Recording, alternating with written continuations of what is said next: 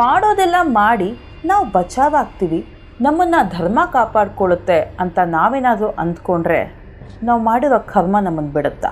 ಈ 3 ಜನ ಕರಾವಳಿ ಪ್ರದೇಶದ ಹುಡುಗರು, ಬಹಳ ಇನ್ಫ್ಲೂಯೆನ್ಷಿಯಲ್ ಜೆಂಟಲ್ಮೆನ್ಸ್ ಮಕ್ಕಳು. ರಾತ್ರಿ ಪೂರ್ತಿ ಮನೆ ಸುತ್ತಮುತ್ತ ಯಾರೋ ಗೆಜ್ಜೆ ಹಾಕ್ಕೊಂಡು ಓಡಾಡ್ತಿರುವಂಥ ಶಬ್ದ ಕೇಳ್ತಾನೆ ಇರುತ್ತೆ.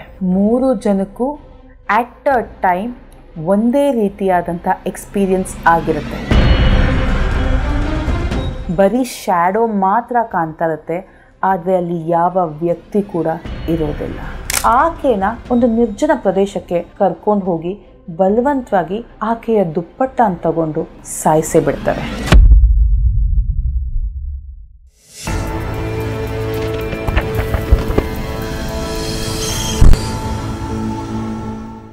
ಹೇ ಹಾಯ್, ನಾನು ಲಾಸ್ಯ. ನನ್ನ ಕತೆ ಹೇಳೋದು ಅಂದರೆ ತುಂಬ ಇಷ್ಟ. ವೆಲ್ಕಮ್ ಟು ರಹಸ್ಯ ವಿತ್ ಲಾಸ್ಯ. ಇವತ್ತು ನಿಮ್ಮೆಲ್ಲರಿಗೂ ಒಂದು ಕತೆ ಹೇಳೋ ಟೈಮ್. ಮಾಡೋದೆಲ್ಲ ಮಾಡಿ ನಾವು ಬಚಾವಾಗ್ತೀವಿ, ನಮ್ಮನ್ನು ಧರ್ಮ ಕಾಪಾಡ್ಕೊಳ್ಳುತ್ತೆ ಅಂತ ನಾವೇನಾದರೂ ಅಂದ್ಕೊಂಡ್ರೆ ನಾವು ಮಾಡಿರೋ ಕರ್ಮ ನಮ್ಮನ್ನು ಬಿಡುತ್ತಾ? ಮಾಡಬಾರದನ್ನು ಮಾಡಿ ದೇಶ ಬಿಟ್ಟು ಹೋದ್ರೂ ನ್ಯಾಯಕ್ಕೋಸ್ಕರ ಕಾಯ್ತಾ ಇರುವಂಥ ಆ ಒಂದು ಶಕ್ತಿಯ ಕಥೆನೇ ಇವತ್ತಿನ ಎಪಿಸೋಡ್, ಕರಾವಳಿಯ ಕೂಗು. London, the city of dreams. Akash, Mahesh ಮತ್ತು ಸೂರಜ್ ಈ 3 ಜನ ಕರಾವಳಿ ಪ್ರದೇಶದ ಹುಡುಗರು. ಇವರು ಲಂಡನ್ನಲ್ಲಿ ಒಂದು ಪ್ರತಿಷ್ಠಿತವಾದಂಥ ಕಾಲೇಜ್ನಲ್ಲಿ MS ಮಾಡ್ತಾ ಇರ್ತಾರೆ. ಆಕಾಶ್ನ ತಂದೆ ಅವರ ಊರಲ್ಲಿ ದೊಡ್ಡ ನಾಯಕರು. ಸೊ ಆ ದೊಡ್ಡ ನಾಯಕರ ಮಗನೇ ಆಕಾಶ್. ಮಹೇಶ್ ಮತ್ತು ಸೂರಜ್ ಅವನ ಫ್ರೆಂಡ್ಸ್, ಅವರು ಕೂಡ ಅವರ ಊರಿನಲ್ಲಿ ತುಂಬ ಪ್ರಬಲವಾದಂಥ ವ್ಯಕ್ತಿಗಳ ಮಕ್ಕಳಾಗಿರ್ತಾರೆ. ಸೊ ಈ 3 ಜನ MS ಮಾಡಲಿಕ್ಕೆ ಲಂಡನ್ಗೆ ಬಂದು ಸೇರಿಕೊಂಡಿರ್ತಾರೆ. ಆ್ಯಂಡ್ ತುಂಬ ವರ್ಷಗಳ ಹಿಂದೆಯೇ ಈ 3 ಜನ ಅವರ ಊರನ್ನು ಬಿಟ್ಟು ಇನ್ಯಾವತ್ತೂ ಹಿಂತಿರುಗಿ ನೋಡದೇ ಇರೋ ರೀತಿಯಲ್ಲಿ ಲಂಡನ್ಗೆ ಬಂದು ಸೇರಿಕೊಂಡಿರ್ತಾರೆ. ಆದರೆ ಕಾಲ ಯಾವಾಗಲೂ ಒಂದೇ ಥರ ಇರೋದಿಲ್ಲ ಅಂತ ನಾವು ಕೇಳಿದ್ದೀವಿ. ಅದು ಎಷ್ಟು ನಿಜ ಅಲ್ವಾ? ಆಕಾಶ್, ಮಹೇಶ್ ಮತ್ತು ಸೂರಜ್ ಒಂದೇ ಕಾಲೇಜಲ್ಲಿ ಓದ್ತಾ ಇದ್ರು ಬೇರೆ ಬೇರೆ ಕಡೆ ಲಂಡನ್ನಲ್ಲಿ ಮನೆಗಳನ್ನ ಮಾಡ್ಕೊಂಡಿರ್ತಾರೆ. ಅವರು ಸೆಪ್ರೇಟಾಗಿ ಇರ್ತಾ ಇರ್ತಾರೆ. ಒಂದು ಸಾಯಂಕಾಲ ಆಕಾಶ್ ಕಾಲೇಜನ್ನು ಮುಗಿಸ್ಕೊಂಡು ತನ್ನ ಪೆಂಟ್ ಹೌಸಿಗೆ ಹೋಗ್ತಾನೆ. ಈತ ಪೆಂಟ್ ಹೌಸಿಗೆ ಹೋಗಿದ ತಕ್ಷಣ ಸಿಕ್ಕಾಪಟ್ಟೆ ಮಳೆ ಬರೋ ರೀತಿನಲ್ಲಿರುತ್ತೆ. ಆ ಒಂದು ಗಾಳಿಗೆ ಕಿಟಕಿಗಳು ಜೋರಾಗಿ ಬಡ್ಕೊಳ್ಳೋಕ್ಕೆ ಸ್ಟಾರ್ಟ್ ಮಾಡಿರುತ್ತೆ. ಸೊ ಆಕಾಶ್ ಬ್ಯಾಗೆಲ್ಲ ಸೈಡಲ್ಲಿಟ್ಟು ಆ ಒಂದು ಕಿಟಕಿಯನ್ನು ಮುಚ್ಚಲಿಕ್ಕೆ ಅದ್ರ ಹತ್ರ ಹೋಗ್ತಾನೆ. ಆತ ಮುಚ್ತಾ ಇರಬೇಕಾದ್ರೆ ಅವನಿಗೆ ಒಂದು ಮೆಲ್ಲಗೆ ಒಂದು ವೈಲಿನ್ ಮ್ಯೂಸಿಕ್ ಕೇಳಿಸುತ್ತೆ. ಆ ಟ್ಯೂನ್ನ ಕೇಳ್ತಾ ಇದ್ದ ಹಾಗೆ ಆಕಾಶ್ ಗರ ಬಡ್ದವನಂಗೆ ನಿಂತ್ಕೊಂಡ್ಬಿಡ್ತಾನೆ. ಆತನಿಗೆ ಏನು ಮಾಡಬೇಕು ಅಂತಲೇ ಗೊತ್ತಾಗಲ್ಲ. ಆ ಒಂದು ಗಾಳಿನಲ್ಲಿ, ಅಂದರೆ ಮುಸ್ಸಂಜೆಯ ಚಳಿಯಲ್ಲೂ ಕೂಡ ಆಕಾಶ್ ಬೆವರ್ತಾ ಇರ್ತಾನೆ. ಆ ಒಂದು ವೈಲಿನ್ ಮ್ಯೂಸಿಕ್ ಅವನಿಗೆ ಸಿಡ್ಲು ಬಡ್ದಾಗಿರುತ್ತೆ. ಏನು ಯೋಚನೆ ಮಾಡಬೇಕು ಅಂತ ಗೊತ್ತಿಲ್ಲದೆ ನಿಂತಿರೋ ಆಕಾಶ್ಗೆ ಸೂರಜ್ಜಿಂದ ಒಂದು ಕಾಲ್ ಬರುತ್ತೆ. ಆತ ಕಾಲ್ನ ರಿಸೀವ್ ಮಾಡ್ತಾನೆ. ಆ ಕಡೆಯಿಂದ ಸೂರಜ್, ಆಕಾಶ್ ಮನೆಗೆ ಬಂದೆ, ಬಾಗಿಲು ಯಾಕೋ ಬಡಿತಾ ಇತ್ತು, ಅದ್ರ ಹತ್ರ ಹೋದರೆ ಅದೇ ವೈಲಿನ್ ಟ್ಯೂನ್ ಕೇಳಿಸ್ತಾ ಇದೆ ಅಂತ ಸೂರಜ್ ಆ ಕಡೆಯಿಂದ ಆಕಾಶಿಗೆ ಹೇಳ್ತಾನೆ. ಆಕಾಶ್ಗೂ ಅದೇ ಎಕ್ಸ್ಪೀರಿಯನ್ಸ್ ಆಗಿದೆ. ಇವರಿಬ್ಬರು ಮಾತಾಡಬೇಕಾದ್ರೆ ಮಹೇಶ್ನ ಕಾಲ್ ವೆಯ್ಟಿಂಗ್ ಬರುತ್ತೆ. ಅವರು ಕಾಲ್ನ ಕಾನ್ಫರೆನ್ಸ್ಗೆ ಹಾಕ್ಕೊತಾರೆ. ಆಗ ಮಹೇಶ್, ನಾನು ಮನೆಗೆ ಬಂದೆ, ಬಾತ್ರೂಮ್ ಒಳಗಡೆ ಟ್ಯಾಪ್ ಆನ್ ಆಗಿತ್ತು, ಆಫ್ ಮಾಡೋಣ ಅಂತ ಬಾತ್ರೂಮ್ಗೆ ಹೋದರೆ ಅಲ್ಲಿ ಆ ವೈಲಿನ್ ಟ್ಯೂನ್ ಕೇಳಿಸ್ತಾ ಇತ್ತು ಅಂತ ಹೇಳ್ತಾನೆ. 3 ಜನಕ್ಕೂ ಆಟ್ ಅ ಟೈಮ್ ಒಂದೇ ರೀತಿಯಾದಂಥ ಎಕ್ಸ್ಪೀರಿಯನ್ಸ್ ಆಗಿರುತ್ತೆ. ಅವರಿಗೆ ಒಂದು ವೈಲಿನ್ ಟ್ಯೂನ್ ಕೇಳಿಸ್ಕೊಂಡಿರುತ್ತೆ. ಆ ಟ್ಯೂನ್ ಕೇಳಿದ ತಕ್ಷಣ 3 ಜನ ಗಾಬರಿ ಆಗಿರ್ತಾರೆ. ಅಸಲಿಗೆ ಈ ಟ್ಯೂನ್ ಆದರೂ ಯಾವುದು? ಕಷ್ಟಪಟ್ಟು ರಾತ್ರಿನ ಆ 3 ಜನ ಕಳೀತಾರೆ. ಬೆಳಿಗ್ಗೆ ಆಗ್ತಾ ಇದ್ದ ಹಾಗೆ 3 ಜನ ಒಟ್ಟಿಗೆ ಸೇರ್ತಾರೆ. ಆಕಾಶ್ ತನ್ನ ಊರಿನಲ್ಲಿರುವ ತಾಯಿಗೆ ಕಾಲ್ ಮಾಡ್ತಾನೆ. ಕಾಲ್ ಮಾಡಿದ ತಕ್ಷಣ ತಾಯಿ ಫೋನ್ ಎತ್ತುತ್ತಾರೆ. ಆಗ ಆಕಾಶ್, ಅಮ್ಮ ಇಲ್ಲಿ ಯಾಕೋ ಏನೋ ಸರಿ ಬರ್ತಾ ಇಲ್ಲ, ಎಲ್ಲ ವಿಚಿತ್ರ ಅನ್ನಿಸ್ತಾ ಇದೆ ಅಂತ ತಾಯಿ ಹತ್ರ ಹೇಳ್ತಾನೆ. ಆಗ ಆ ತಾಯಿ, ಹೌದಾ, ಇಲ್ಲೂ ಸಹ ವಿಚಿತ್ರವಾದಂಥ ಘಟನೆಗಳು ನಡೀತಾ ಇದೆ.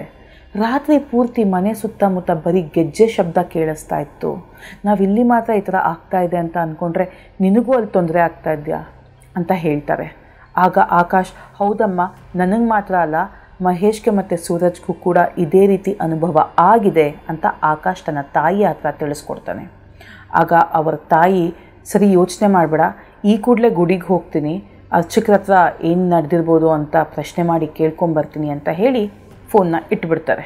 ದೇವಸ್ಥಾನಕ್ಕೆ ಹೊರಟಂತಹ ಆಕಾಶ್ನ ತಾಯಿ ಮನೆ ಆಚೆಯಿಂದ ಕಾಲಿಟ್ಟಿದ ತಕ್ಷಣ ಹತ್ತಿರದಲ್ಲೇ ಇದ್ದಂತಹ ದರ್ಗಾದ ಬಾಬಾ, ಈ ಮನೆಯಲ್ಲಿ ಸಮಸ್ಯೆ ಇದೆ, ನನ್ನ ಮಾತು ಕೇಳಿ, ಊರಲ್ಲಿರುವಂಥ ಆ 3 ಜನ ಹುಡುಗರನ್ನ ಕರೆಸಿ, ಅವ್ರು 3 ಜನನೇ ಈ ಸಮಸ್ಯೆಗೆ ಪರಿಹಾರ ಕಂಡ್ಕೊಳ್ಳೋಕ್ಕೆ ಸಾಧ್ಯ, ಅವ್ರಿಲ್ಲಿ ಬರದೆ ಏನೂ ಮಾಡೋಕ್ಕಾಗೋದಿಲ್ಲ, ಅವ್ರು ಮಾಡಿರೋ ತಪ್ಪಿಗೆ ಅವರೇ ಪರಿಹಾರ ಕಂಡ್ಕೊಬೇಕು ಅಂತ ಏನೇನೋ ಬಡಬಡಾಯಿಸೋಕ್ಕೆ ಸ್ಟಾರ್ಟ್ ಮಾಡ್ತಾರೆ. ಇದನ್ನು ಕೇಳಿಸ್ಕೊಂಡಿದ್ದ ಆಕಾಶ್ನ ತಾಯಿಗೆ ಗಾಬರಿ ಆಗುತ್ತೆ. ಇಮ್ಮಿಡಿಯೇಟಾಗಿ ಅವರ ಹಸ್ಬೆಂಡ್ ಅಂದರೆ ಆಕಾಶ್ನ ತಂದೆನ ಕರೆದು, ಇವ್ರು ನೋಡಿ ದರ್ಗಾದಿಂದ ಬಂದು ಏನೇನೋ ಬಡಬಡಾಯಿಸ್ತಾ ಇದ್ದಾರೆ, ಮಕ್ಕಳು ತಪ್ಪು ಮಾಡಿದ್ದಾರೆ, ಅದು ಇದು ಅಂತ ಏನೇನೋ ಹೇಳ್ತಾ ಇದ್ದಾರೆ ಅಂತ ಹೇಳ್ತಾರೆ. ಆಗ ನಾಯಕರು ಅಲ್ಲಿದ್ದಂತಹ ಆಳುಗಳನ್ನೆಲ್ಲ ಕರೆಸಿ ಆ ಬಾಬಾನ ಅಲ್ಲಿಂದ ಹೊಡೆದು ಆಚೆಗಟ್ಬಿಡ್ತಾರೆ. ಆದರೆ ಅವರು ಅದೇ ಮನೆ ಸುತ್ತಮುತ್ತನೇ ಓಡಾಡ್ಕೊಂಡಿರ್ತಾರೆ ಆ್ಯಂಡ್ ಆ ಆಕಾಶ್ನ ತಾಯಿನ ಫಾಲೋ ಮಾಡಿಕೊಂಡು ದೇವಸ್ಥಾನದ ಕಡೆಗೆ ಹೊರಡ್ತಾರೆ. ದೇವಸ್ಥಾನಕ್ಕೆ ಹೋದಂತಹ ಆಕಾಶ್ನ ತಾಯಿ ಅರ್ಚಕರ ಹತ್ರ, ಈ ರೀತಿ ಸಮಸ್ಯೆ ಆಗ್ತಾ ಇದೆ, ಏನಾಗಿದೆ ಅಂತ ಗೊತ್ತಿಲ್ಲ, ರಾತ್ರಿ ಪೂರ್ತಿ ಮನೆ ಸುತ್ತಮುತ್ತ ಗೆಜ್ಜೆ ಶಬ್ದ ಬರ್ತಾಯಿತ್ತು, ಯಾರೋ ಅಳುವಂತಹ ಶಬ್ದ ಬರ್ತಾಯಿತ್ತು, ಅಲ್ಲಿ ನೋಡಿದ್ರೆ ಲಂಡನ್ನಲ್ಲಿರೋ ನನ್ನ ಮಗನಿಗೆ ಮತ್ತು ಅವನ ಸ್ನೇಹಿತರಿಗೆ ಏನೋ ವಿಚಿತ್ರವಾದಂತಹ ಶಬ್ದಗಳು ಕೇಳಿಸ್ತಾ ಇದೆಯಂತೆ. ಅವರು ಅಲ್ಲಿ ಗಾಬರಿ ಮಾಡ್ಕೊಂಡಿದ್ದಾರೆ, ಏನು ಅಂತ ಒಂದು ಸ್ವಲ್ಪ ದೇವಿ ಹತ್ರ ಪ್ರಶ್ನೆ ಮಾಡಿ ನೋಡ್ತೀರಾ ಅಂತ ಕೇಳ್ಕೊತಾರೆ. ಆಗ ಅಲ್ಲಿದ್ದಂಥ ಅರ್ಚಕರು ದೇವಿ ಹತ್ರ ಪ್ರಶ್ನೆ ಮಾಡಿದಾಗ ಅವರಿಗೆ ಉತ್ತರ ಸಿಗುತ್ತೆ. ಅವರು ಆಗ ಆಕಾಶ್ನ ತಾಯಿ ಹತ್ರ ಬಂದು, ನಾವಿಲ್ಲಿದ್ಕೊಂಡು ಯಾವುದೇ ಪೂಜೆ ಪುನಸ್ಕಾರ ಮಾಡಿದ್ರೂ ಈ ಸಮಸ್ಯೆ ಬಗೆಹರಿಯೋದಿಲ್ಲ, ಇದಕ್ಕೆ ಆ 3 ಜನ ಇಲ್ಲಿಗೆ ಬರಲೇಬೇಕು, ಅವರು ಇಲ್ಲಿಗೆ ಬಂದು ಅವರ ಸಮಸ್ಯೆಗೆ ಅವರೇ ಪರಿಹಾರಕ್ಕೆ ಕೈ ಹಾಕಬೇಕು, ಅವರೇ ಅವರ ಪರಿಹಾರವನ್ನು ಕಂಡ್ಕೊಬೇಕು, ನಾವಿಲ್ಲಿ ಏನೇ ಮಾಡಿದ್ರು ಎಷ್ಟೇ ಮಾಡಿದ್ರು ಇದಕ್ಕೆ ನಮಗೆ ಒಂದು ಪರಿಹಾರ ಸಿಗೋದಿಲ್ಲ.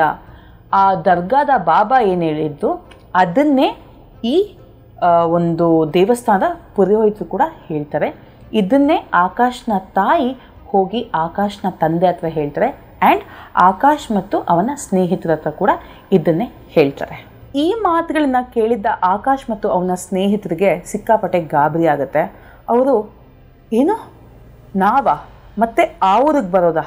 ಖಂಡಿತ ಸಾಧ್ಯನೇ ಇಲ್ಲ, ನಾವು ಆ ಕಡೆ ಬರೋದಲ್ಲ, ಆ ಕಡೆ ತಲೆ ಹಾಕಿ ಕೂಡ ಮಲಗೋದಿಲ್ಲ, ನೀವು ಅಲ್ಲಿ ಬಂದು ಈ ಒಂದು ಸಮಸ್ಯೆಗೆ ಪರಿಹಾರ ಕಂಡ್ಕೊಬೇಕು ಅಂತ ಹೇಳಿದ್ರೆ ಅದು ಖಂಡಿತವಾಗ್ಲೂ ಸಾಧ್ಯ ಇಲ್ಲ, ನಾವು ಲಂಡನ್ನ ಬಿಟ್ಟು ಇನ್ಯಾವತ್ತೂ ಆ ಊರ ಕಡೆ ಬರೋದೇ ಇಲ್ಲ ಅಂತ ಖಡಾಖಂಡಿತವಾಗಿ ಹೇಳಿ ಕಾಲ್ನ ಡಿಸ್ಕನೆಕ್ಟ್ ಮಾಡಿಬಿಡ್ತಾರೆ. ಅವತ್ತಿನ ರಾತ್ರಿ ಆಕಾಶ್, ಮಹೇಶ್ ಮತ್ತು ಸೂರಜ್ 3 ಜನ ಆಕಾಶ್ ಪೆಂಟ್ ಹೌಸ್ನಲ್ಲೇ ಉಳ್ಕೊಂಡಿರ್ತಾರೆ. ಯಾಕಂದರೆ ಅವ್ರು ತುಂಬ ಹೆದರ್ಕೊಂಡಿರ್ತಾರೆ. ಆಕಾಶ್ಗೆ ನೀರು ಕುಡಿಬೇಕು ಅನಿಸುತ್ತೆ. ಆತ ಎದ್ದು ಸೀದಾ ಕಿಚನ್ ಕಡೆ ಹೋಗ್ತಾನೆ. ಅಲ್ಲಿ ನೀರನ್ನು ಹಿಡ್ಕೊಂಡು ಕುಡಿತಾ ಇರ್ತಾನೆ. ಆಗ ಮೆತ್ತಗೆ ಫ್ರಿಡ್ಜ್ ಡೋರ್ ಓಪನ್ ಆಗುತ್ತೆ. ಫ್ರಿಡ್ಜ್ ಡೋರ್ ಓಪನ್ ಆಗಿದ್ದನ್ನು ಆಕಾಶ್ ನೋಡ್ತಾನೆ. ಹತ್ತಿರ ಹೋಗಿ ಆ ಡೋರ್ನ ಕ್ಲೋಸ್ ಮಾಡಲಿಕ್ಕೆ ಪ್ರಯತ್ನ ಪಡ್ತಾನೆ. ಆಗ ಫ್ರಿಡ್ಜ್ ಒಳಗಡೆಯಿಂದ ಮತ್ತೆ ಅವನಿಗೆ ಅದೇ ವೈಲಿನ್ ಟ್ಯೂನ್ ಕೇಳಿಸೋದಕ್ಕೆ ಸ್ಟಾರ್ಟ್ ಆಗುತ್ತೆ. ಅದೇ ಸಮಯದಲ್ಲಿ ಮಹೇಶ್ ವಾಶ್ರೂಮ್ಗೆ ಹೋಗಿರ್ತಾನೆ.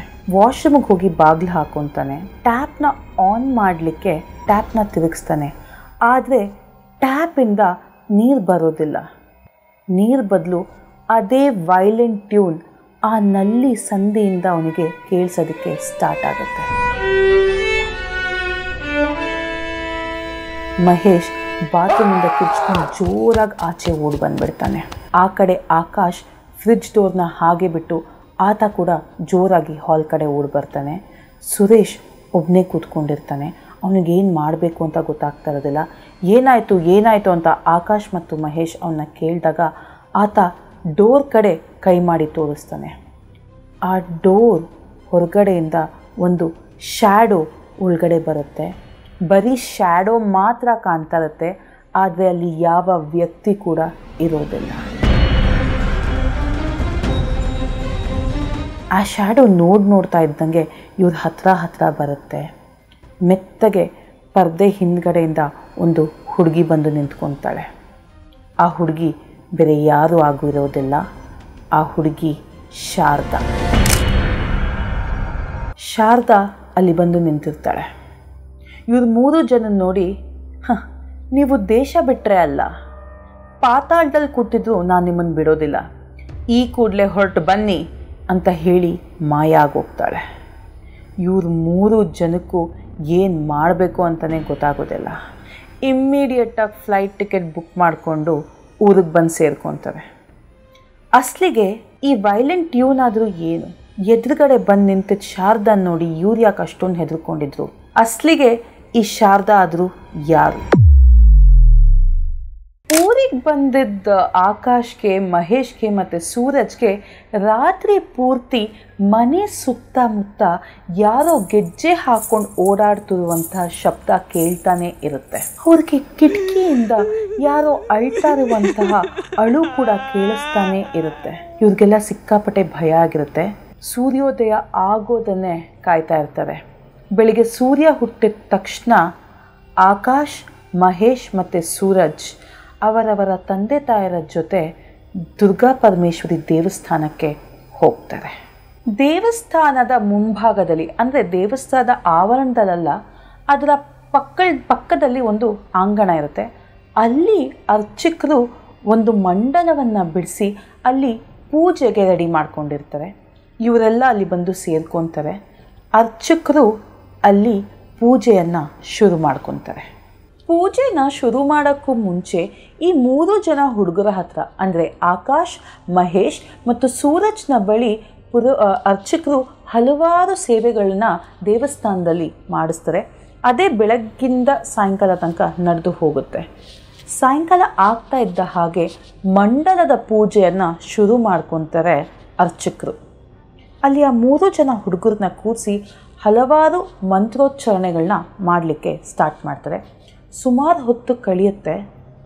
ಆ ಮಂತ್ರಗಳ ಪಠನೆ ಮುಗಿತಾ ಇದ್ದ ಹಾಗೆ ಜೋರಾಗಿ ಗಾಳಿ ಬೀಸಲಿಕ್ಕೆ ಸ್ಟಾರ್ಟ್ ಆಗುತ್ತೆ. ಎಲ್ಲರಿಗೂ ವಿಚಿತ್ರವಾದಂಥ ಅನುಭವ ಆಗಲಿಕ್ಕೆ ಶುರುವಾಗುತ್ತೆ.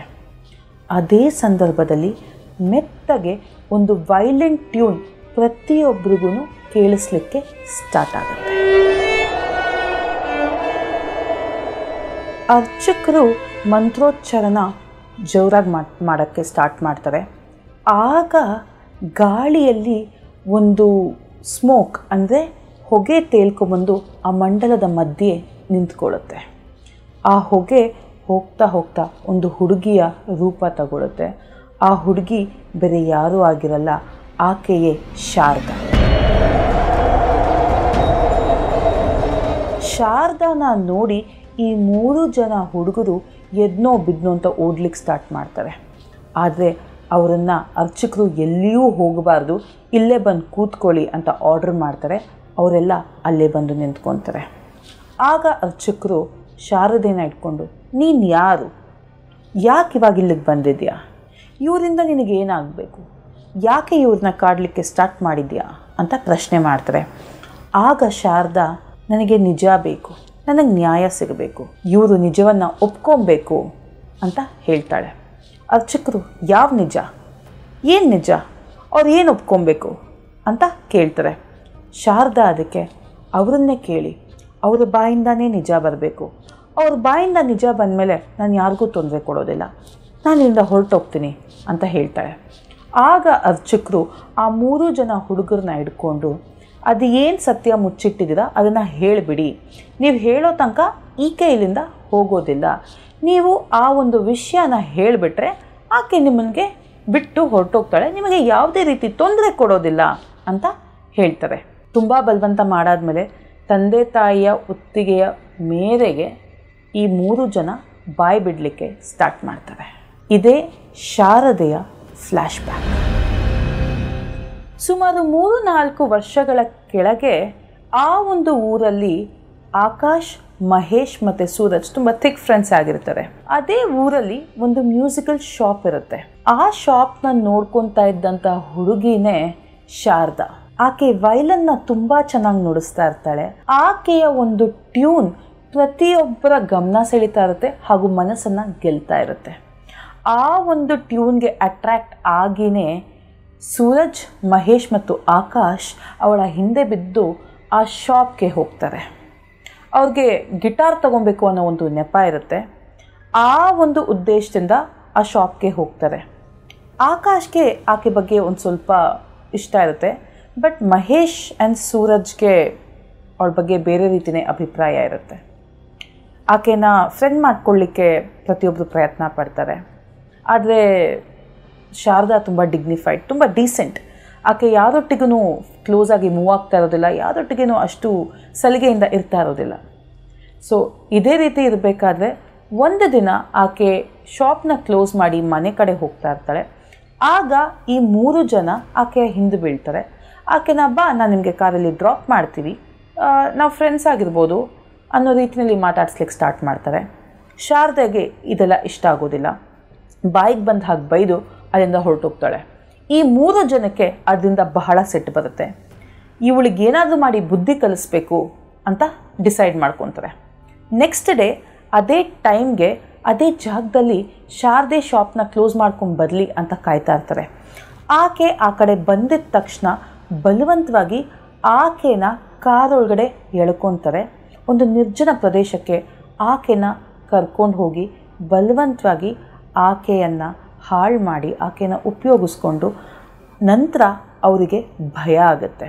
ಅಯ್ಯೋ ಏನು ಮಾಡಿಬಿಟ್ವಿ, ಈ ವಿಷಯ ಆಚೆ ಬಂದರೆ ಮರ್ಯಾದೆ ಹೋಗುತ್ತೆ ಆ್ಯಂಡ್ ನಮ್ಮ ಗತಿ ಏನು ಅಂತ ಯೋಚನೆ ಮಾಡ್ತಾರೆ. ಸೂರಜ್ ಆಗ ಆಕೆಯ ದುಪ್ಪಟ್ಟನ್ನು ತಗೊಂಡು ಆಕೆಯ ಕುತ್ತಿಗೆ ಹಿಸಕಲಿಕ್ಕೆ ಸ್ಟಾರ್ಟ್ ಮಾಡ್ತಾನೆ. ಮಹೇಶ್ ಆಕೆಯ ಕಾಲು ಹಿಡ್ಕೊತಾನೆ, ಆಕಾಶ್ ಆಕೆಯ ಕೈ ಹಿಡ್ಕೊತಾನೆ. 3 ಜನ ಸೇರಿಸಿ ಆಕೆಯನ್ನು ಸಾಯಿಸೇ ಬಿಡ್ತಾರೆ.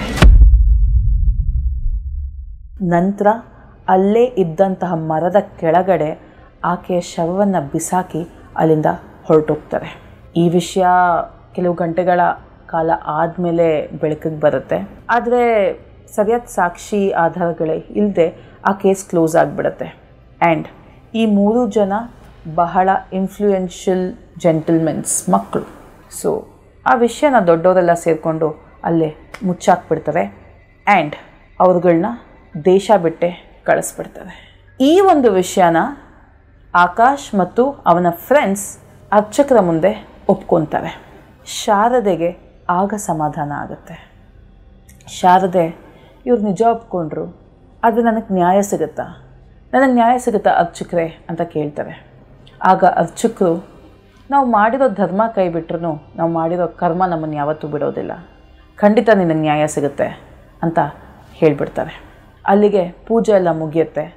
ಶಾರದೆ ಮಾತು ಕೊಟ್ಟ ಹಾಗೆ ಅಲ್ಲಿಂದ ಹೊರಟೋಗ್ತಾಳೆ. ಆದರೆ ಇಷ್ಟು ಸಂಗತಿಗಳನ್ನ ಆಚೆ ನಿಂತಿದ್ದಂಥ ಆ ದರ್ಗದ ಬಾಬಾ ಅವರ ಫೋನ್ನಲ್ಲಿ ರೆಕಾರ್ಡ್ ಮಾಡ್ಕೊತಾ ಇರ್ತಾರೆ.